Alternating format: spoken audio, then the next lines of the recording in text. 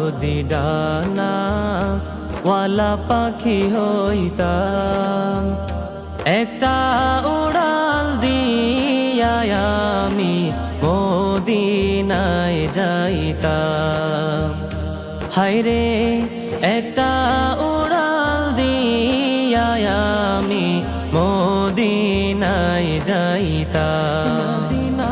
যদি ছোট একটা পাখি হইতাম, যদি ডানা ওয়ালা পাখি হইতাম, একটা উড়াল দিয়া আমি মদিনায় যাইতাম।